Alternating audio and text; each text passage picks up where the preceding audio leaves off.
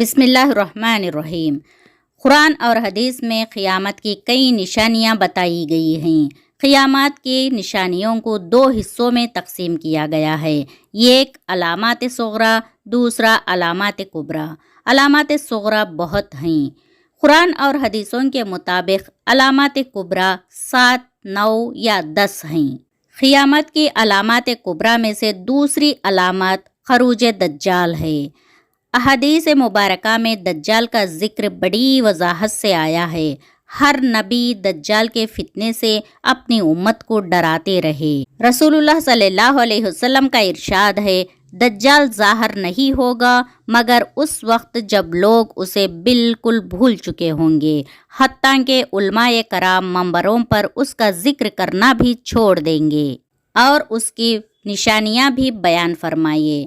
دجال کا لغوی معنی ہے مکار، جھوٹا، حق اور باطل کو خلط ملط کرنے والا۔ اس معنی کے اعتبار سے ہر اس شخص کو اس میں یہ اوصاف ہو دجال کہا جاتا ہے۔ یہاں دجال سے ایک خاص شخص مراد ہے جو یہودی ہوگا، خدائی کا دعویٰ کرے گا۔ وہ سرخ رنگ کا موٹا آدمی ہوگا۔ اس کی دونوں آنکھوں کے درمیان کاف فا را لکھا ہوگا۔ دائیں آنکھ کی جگہ انگور کی طرح ایک ابھرا ہوا موٹا دانہ ہوگا۔ دائیں ہاتھ سے کانا ہوگا۔ سر پر بہت زیادہ گھنگریلے بال ہوں گے۔ زمین پر اس کا قیام 40 دن ہوگا۔ ان 40 دنوں میں سے پہلا دن 1 سال کے برابر ہوگا، دوسرا دن 1 مہینے کے برابر ہوگا اور تیسرا دن 1 ہفتے کے برابر ہوگا۔ باقی دن عام دنوں کی طرح ہوں گے۔ بندوں کے امتحان کے لیے اللہ تعالیٰ اس کے ہاتھ سے ایسے کام کروائے گا کہ وہ لوگوں کو قتل کر کے زندہ کرے گا۔ وہ آسمان کو حکم کرے گا تو آسمان بارش برسائے گا، زمین کو حکم کرے گا تو زمین فصل اگائے گی۔ ایک ویران زمین سے گزرے گا اور کہے گا اپنے خزانے باہر نکال، وہ زمین اپنے خزانے باہر نکالے گی۔ پھر وہ خزانے شہد کی مکھیوں کی طرح اس کے پیچھے پیچھے چلیں گے۔ دجال پوری زمین کا چکر لگائے گا۔ کوئی شہر ایسا نہیں ہوگا جہاں دجال نہیں جائے گا سوائے مکہ مکرمہ اور مدینہ منورہ کے۔ شام اور عراق کے درمیان میں سے دجال نکلے گا۔ پہلے نبوت کا دعویٰ کرے گا۔ یہاں سے اصفہان پہنچے گا۔ اصفہان کے 70,000 یہودی اس کے ساتھ ہو جائیں گے۔ پھر خدائی کا دعویٰ شروع کرے گا اور اپنے لشکر کے ساتھ زمین میں فساد مچاتا پھرے گا۔ بہت سے ملکوں سے ہوتا ہوا یمن تک پہنچے گا۔ یہاں سے مکے کے قریب آ کر ٹھہرے گا۔ مکہ مکرمہ کے پاس فرشتوں کا پہرا ہوگا جس وجہ سے داخل نہ ہو سکے گا۔ پھر مدینہ روانہ ہوگا، یہاں بھی فرشتوں کا پہرا ہوگا۔ دجال مدینے میں بھی داخل نہ ہو سکے گا۔ اس وقت مدینے میں 3 مرتبہ زلزلہ آئے گا جس سے کمزور ایمان والے گھبرا کر مدینے سے باہر نکل جائیں گے اور دجال کے فتنے میں پھنس جائیں گے۔ ایمان والے دجال سے مقابلہ کریں گے۔ دجال انہیں قتل کر دے گا، پھر زندہ کرے گا۔ ایمان والے کہیں گے اب تو تیرے دجال ہونے کا پکا یقین ہو گیا ہے۔ یہ سن کر دجال انہیں دوبارہ قتل کرنا چاہے گا مگر نہیں کر سکے گا۔ دجال یہاں سے شام کی طرف روانہ ہوگا، مشرق کے قریب پہنچ جائے گا۔ وہاں حضرت امام مہدی پہلے سے موجود ہوں گے کہ اچانک آسمان سے حضرت عیسیٰ علیہ السلام اتریں گے۔ حضرت امام مہدی تمام انتظامات حضرت عیسیٰ علیہ السلام کے حوالے کر دیں گے۔ عیسیٰ علیہ السلام بعض مسلمانوں کے ساتھ مل کر دجال اور اس کے لشکر کے خلاف جہاد کریں گے جس میں مسلمانوں کی فتح ہوگی۔ دجال عیسیٰ علیہ السلام کے ہاتھوں لد کے مقام پر قتل ہوگا۔ ویورز، آپ کو یہ سب جاننے کے بعد دجال کی پیدائش کے بارے میں جاننے کی خواہش پیدا ہوئی ہوگی۔ آئیے اب ہم وہ بھی جانیں گے۔ حضرت ابوبکر رضی اللہ تعالی عنہ سے روایت ہے کہ ایک دن آپ صلی اللہ علیہ وسلم نے दज्जाल के वालिदैन का हुलिया हमारे सामने बयान किए। आप सल्लल्लाहु अलैहि वसल्लम ने फरमाए, दज्जाल का बाप गोश्त वाला होगा, यानी उसका जिस्म पर गोश्त बहुत होगा और उसकी नाक चोंच की तरह होगी। वो बहुत मोटा होगा और दज्जाल की माँ भी बहुत मोटी होगी और उनके घर में औलाद की खुशखबरी 30 साल तक सुनाई नहीं देगी। 30 साल के बाद उनके यहाँ औलाद पैदा होगी। दज्जाल की पैदाइश से उसके वालिदैन को कुछ भी खैर नहीं पहुँचेगी। उसके माँ बाप यहूदी होंगे, ये भी एक यहूदी होगा। और एक रिवायत में आता है कि अमूमन औरतें जितने दिन हमल को रखती हैं, दज्जाल उससे भी ज़्यादा अपने माँ के पेट में रहेगा। कई रिवायतों में महीनों और सालों का तस्करा भी मौजूद है। उसकी पैदाइश कब हुई, इसकी कोई पक्की हदीस नहीं है। अल्लाह ताला शैतान के साथ साथ दज्जाल के मौत को भी एक मुद्दत तक मुलतवी कर दिया। यही वजह है कि दज्जाल आज तक जिंदा है। उसको एक नामालूम जजीरे में कैद किया गया है, जिसका इल्म सिवाय अल्लाह के किसी को भी नहीं है। दज्जाल यहूदी होगा। वो सुर्ख रंग का मोटा आदमी होगा। उसके सर के बाल घुंघरीले होंगे। वो दाएं आंख से काना होगा, दूसरी आंख मामूली होगी जिससे वो देखता है, और उसके दोनों आंखों के दरमियान काफारा काफिर लिखा होगा, जिसको हर पढ़ा लिखा और अनपढ़ भी पढ़ लेगा अगर ईमान वाला हो तो। जामे तिर्मिज़ी और अबू दाऊद की रिवायत है, आप सल्लल्लाहु अलैहि वसल्लम ने फरमाया, मेरी उम्मत में 30 ऐसे दज्जाल आएंगे जो झूठे होंगे और ये दावा करेंगे कि वो अल्लाह के नबी हैं, लेकिन मैं आखिरी नबी हूँ, मेरे बाद कोई नबी नहीं होगा। 30 में से 29 दज्जाल नबूवत का दावा करेंगे। अगर कोई ये कहे कि मेरे पास अल्लाह की वही आती है, मैं अल्लाह का नबी हूँ, तो वो दज्जाल है, झूठा है, जहन्नमी है। उनको मानने वाले भी जहन्नमी है। और 30वां आखिरी दज्जाल होगा, वो दज्जाल कुबरा होगा। ये नबूवत के साथ साथ खुदाई का दावा भी करेगा। ईरान शहर के अस्फहान के 70,000 यहूदी सियाह चादरें ओढ़े हुए दज्जाल का साथ देंगे। यहूदी दज्जाल का इंतज़ार कर रहे हैं।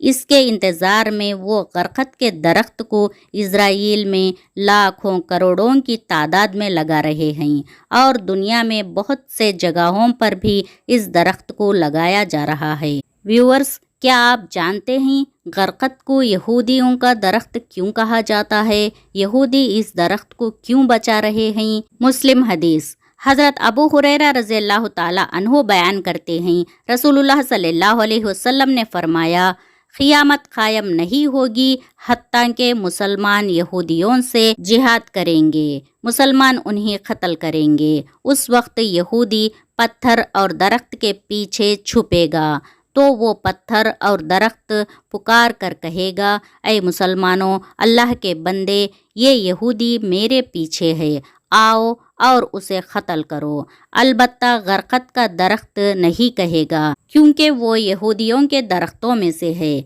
इज़राइल वालों ने रसूलुल्लाह सल्लल्लाहु अलैहि वसल्लम की इस हदीस को सच मानते हैं, इसलिए अपने बचाव के खातिर वो इस दरख्त को बचा रहे हैं। वो इस दरख्त को बहुत मानते हैं। अपने इलाकों में भी इस दरख्त की तस्वीरें लगाते हैं और अपने कपड़ों पर भी इस दरख्त की तस्वीरें प्रिंट करवाते हैं।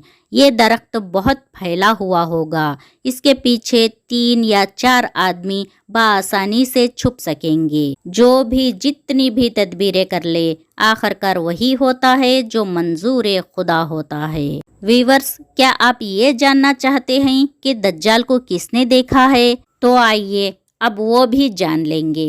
इस ज़मीन पर एक शख्स ने दज्जाल को देखा भी है, उससे मुलाकात भी की है, उससे बातचीत भी की है। कौन है वो शख्स?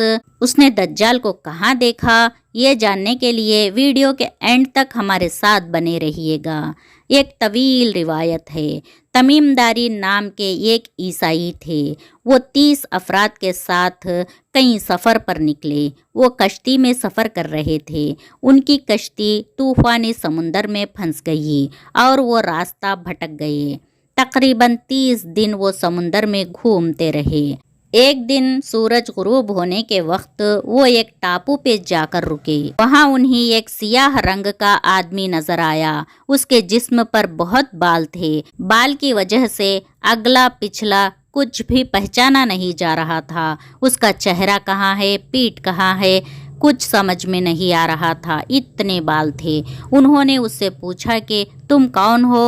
उसने कहा मैं जासूस हूँ, और कहा ना मैं तुम्हें कुछ बताऊंगा और ना मैं तुमसे कुछ सुनूंगा।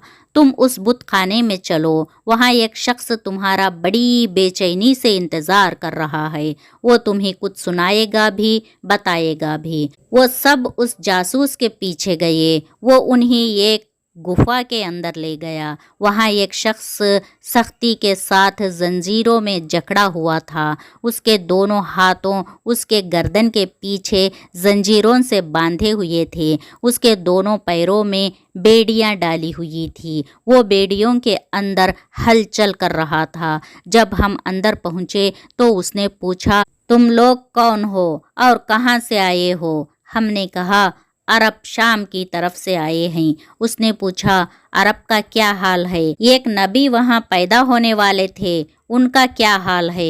वो पैदा हो गए जिसका वादा किया गया था? तमीमदारी ने अर्ज किया, हाँ पैदा हुए हैं। तमीमदारी उस वक्त ईसाई थे, अभी मुसलमान नहीं हुए थे। फिर उसने पूछा क्या वहाँ के लोग उन पर ईमान लाए? हाँ, इब्तिदा में उनकी मुखालिफत हुई, अब तो तमाम अरब पर वो गालिब हो गए हैं। और उसने कहा जहर के चश्मे का क्या हाल है? तमीमदारी रज़ी अल्लाह ताला अन्हु ने जवाब दिया, वो भी अच्छी हालत में है। लोग उससे पानी पीते हैं, खेती बाड़ी भी करते हैं। और दज्जाल ने पूछा उमाद और बस्तान की खजूरों का क्या हाल है? उन्होंने कहा उसमें हर साल फल आते हैं। ये सुनकर उस शख्स ने 3 चीखें मारी और बोला कि मैं दज्जाल हूँ। वो बहुत खुश होने लगा, बेड़ियों से ही उछलने लगा और कहा मेरा निकलने का वक्त करीब आ गया। मैं जब आज़ाद हो जाऊंगा और ज़मीन का छप्पा छप्पा घूमूंगा, ज़मीन का कोई हिस्सा नहीं छोड़ूंगा सिवाय तैयबा के, क्योंकि मुझे वहाँ जाने की ताकत नहीं है। तैयबा यानी मक्का मुकर्रमा और मदीना मुनव्वरा। तमीमदारी रज़ी अल्लाह ताला अन्हु ने दज्जाल से मुलाकात के बाद वो मदीना मुनव्वरा आए, हज़रत मोहम्मद सल्लल्लाहु अलैहि वसल्लम के पास आए, आप सल्लल्लाहु अलैहि वसल्लम पर ईमान लाए। फिर ये सब माजरा आप सल्लल्लाहु अलैहि वसल्लम को बताया। नबी सल्लल्लाहु अलैहि वसल्लम ने फरमाया कि मुझे बहुत खुशी हुई ये सुन के तैयबा यही शहर है। दज्जाल मक्का मुकर्रमा और मदीना मुनव्वरा में दाखिल नहीं हो सकेगा, क्योंकि दोनों शहरों में फरिश्तों का पहरा होगा। रसूलुल्लाह सल्लल्लाहु अलैहि वसल्लम तमीमदारी रज़ी अल्लाह ताला अन्हु से मुलाकात के बाद अपने सहाबा कराम रज़ी अल्लाह ताला अन्हुम को अचानक जमा फरमाया और फरमाए तमीमदारी ने मुझे बताया कि वो दज्जाल को देखा, उससे बातचीत की और सारा माजरा बयान फरमाए जो तमीमदारी रज़ी अल्लाह ताला अन्हु ने आप सल्लल्लाहु अलैहि वसल्लम को बताए थे। तमीमदारी ने दज्जाल को कहाँ देखा, वो कौन सी जगह है, वो कौन सा गुफा है, ये कोई नहीं जानता। बाज़ रिवायतों की रोशनी में ये बात कही जाती है कि दज्जाल को वहाँ सुलेमान अलैहिस्सलाम ने कैद किया था। सहीह मुस्लिम के एक रिवायत के मुताबिक ये जगह मशरिक यानी ईस्ट की तरफ मौजूद है, क्योंकि दज्जाल मशरिक की तरफ से ही निकलेगा। दज्जाल का फितना तारीख़ इंसान की इब्तिदा से लेकर इंतहाई तक तमाम फितनों से बड़ा और ख़तरनाक फितना है। ए अल्लाह, उम्मत मुस्लिमा को दज्जाल के फितने से महफूज फरमा, आमीन। हज़रत उज़्मा बिन्त अज़हम रज़ी अल्लाह ताला अन्हा फरमाती हैं कि रसूलुल्लाह सल्लल्लाहु अलैहि वसल्लम मेरे घर तशरीफ़ फरमा थे। आप सल्लल्लाहु अलैहि वसल्लम ने दज्जाल का ज़िक्र फरमाया कि उसके ज़हूर से पहले 3 साल कहर पड़ेंगे। 1 साल आसमान से एक हिस्सा बारिश रुक जाएगी और ज़मीन की पैदावार भी एक हिस्सा कम हो जाएगी, और दूसरे साल आसमान से 2 हिस्से बारिश रुक जाएगी اور زمین کی پیداوار 2 حصے کم ہو جائے گی، اور تیسرا سال آسمان سے بارش بالکل بھی نہیں برسے گی اور زمین کی پیداوار بھی کچھ نہیں ہوگی، حتیٰ کہ جتنے حیوانات ہیں سب ہلاک ہو جائیں گے۔ اس وقت دجال کا ظہور ہوگا۔ اور نبی کریم صلی اللہ علیہ وسلم نے فرمائے جو سورۃ الکہف کی پہلی 10 آیات یاد کر لیں وہ دجال کے فتنے سے محفوظ رہے گا۔ اے اللہ سب مسلمانوں کو دجال کے فتنے سے محفوظ فرما، آمین یا رب العالمین۔